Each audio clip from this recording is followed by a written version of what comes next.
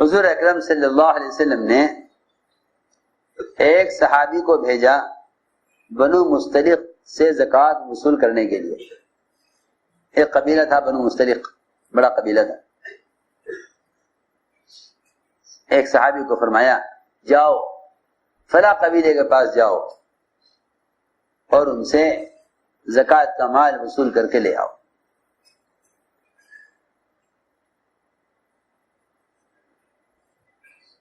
اس کام پر عامی لگائے جاتے تھے جو جا کر زکوٰۃ کا مال وصول کرتے تھے. زکوٰۃ کا مال وصول کرتے تھے. آپ صلی اللہ علیہ وسلم نے بھیجا ان کو کہ جاؤ زکوٰۃ کا مال وصول کر کے لاؤ. ادھر انہیں پتہ چلا بنو مستلق کو کہ حضور اکرم صلی اللہ علیہ وسلم کے یہاں سے آپ کا ساعی اور آپ کا زکوٰۃ وصول کرنے والا آ رہا ہے. تو انہوں نے بڑا عمدہ مال زکوٰۃ کا چھانٹ کر الگ کر دیا زکوٰۃ دینے کے لیے.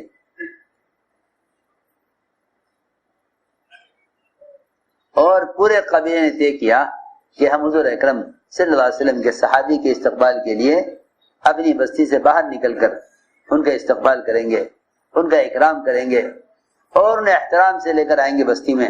پھر جو زکوٰۃ کا مال ہے ان کے حوالے کریں گے. یہ انہوں نے سب نے طے کیا. منافق نے دیکھا اوہو ایسے شوق سے زکوٰۃ دے رہے اور ایسے استقبال کر رہے حضور اکرم صلی اللہ علیہ وسلم کے صحابی کا، زکوٰۃ دینے والے کا ایسے اکرام کر رہے کہ اس کے استقبال کے لیے ساری بستی باہر نکل آئی. اور ایسا اہتمام زکوٰۃ دینے کا کہ عمدہ مال چھانٹ کر زکوٰۃ کے لیے الگ کر رہے.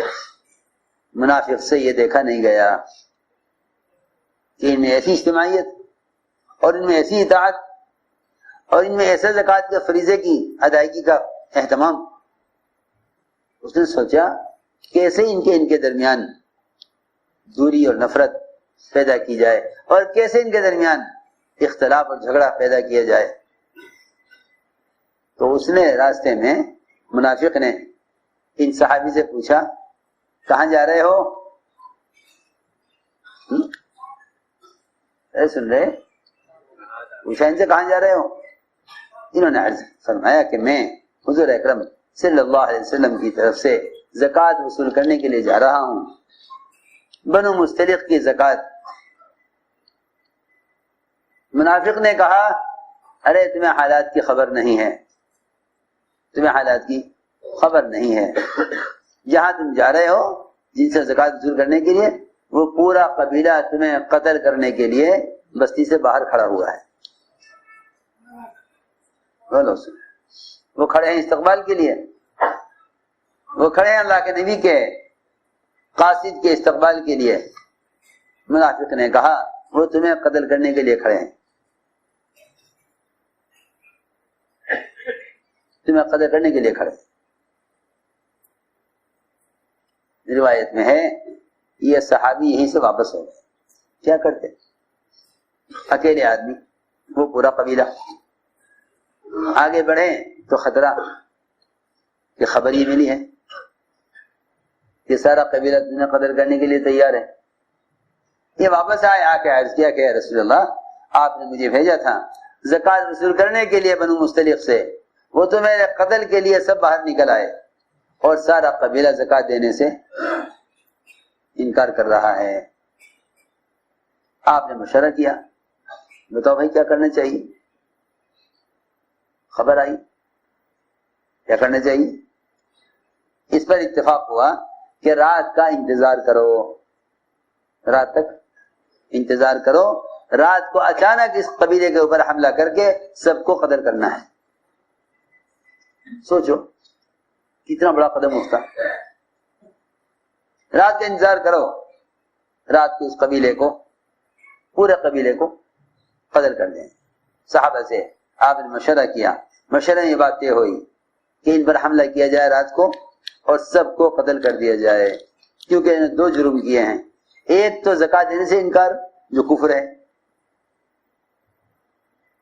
زکات سے انکار کفر ہے، اور دوسرے ان کا ارادہ تھا کہ نعوذ باللہ آپ کے زکات دینے والے کو قتل کرنے کا، لہذا سب کو قتل کر دیا جائے۔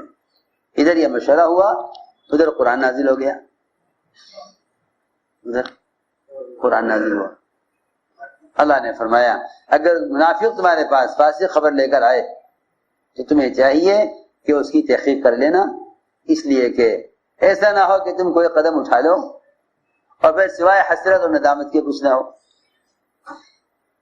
میں نے یہ واقعہ اس لیے عرض کیا کہ مومن کے بارے میں بدگمانی کبھی نہیں کرنی۔ ہاں کوئی خبر لائے تو یہ دیکھ لو کہ یہ منافق خبر لایا ہے، اس کی تحقیق اس لیے کرو تاکہ منافق کا نفاق کھل جائے، لوگوں کو معلوم ہو جائے کہ آدمی منافق ہے۔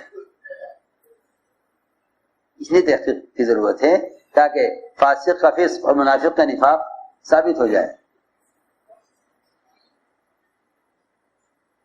میں نے عرض کیا کہ قرآن نے یہ ترتیب رکھی ہے، اے ایمان والو مومن کے بارے میں بدگمانی سے بچو اور عیب تلاش مت کرو اور ایک دوسرے کی غیبتیں نہ کرو، ایک دوسرے کی غیبتیں نہ کرو۔ تو میں نے عرض کی ہے سب سے پہلی بات کہ آپس میں محبتیں، ان کا تعلق ایمان اعمال صالحہ سے ہے، ایمان اعمال صالحہ سے۔ ایمان کا تقاضا یہ ہے کہ مومن کے بارے میں اچھا گمان کرے گا مومن، اور اعمال صالحہ کہ تم مومن کی نیک باتوں کے تذکرے کرو، خوبیوں کے تذکرے کرو، خرابیوں کے تذکرے مت کرو،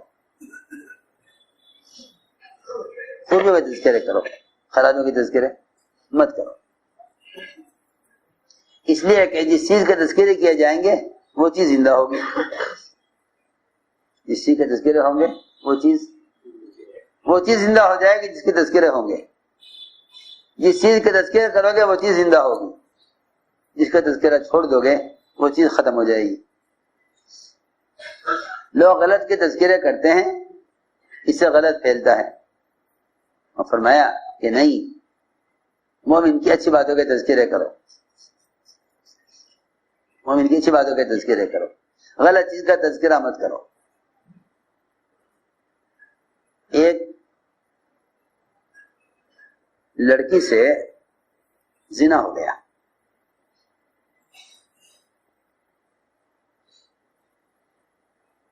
اور ظاہر بات ہے زنا ہو گیا تو اس لڑکی کی بکارت، اس کا کنوارا پن ختم ہو گیا۔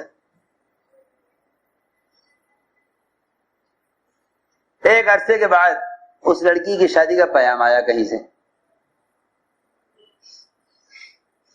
تو ماں باپ کو خیال ہوا کہ لڑکی نے یہ غلطی کر لی ہے اور اس کے اندر ایک عیب پیدا ہو گیا ہے، اب اس لڑکی کی شادی کا پیام آیا ہے تو لڑکی کا عیب بتا دینا چاہیے لڑکے والوں کو، تو یہ اس میں عیب ہے، شادی کرو، نہیں کرتے مت کرو۔ ہم چھپا لیں کہ بھئی چلو چھپا لیں اس کے عیب کو، لڑکے والوں کو نہ بتاویں، تو یہ ذرا مناسب نہیں معلوم ہوتا، اور بھئی جو آدمی جیسا ہے تو اس کو بتانا ہی پڑے گا نا۔ آج کل لوگ یہی کہتے ہیں، لوگ آج کل یہی کہتے ہیں کہ جی جو جیسا ہے اس کو بتا دو تاکہ معلوم ہو جائے ہاں بھئی فلاں آدمی ایسا ہے۔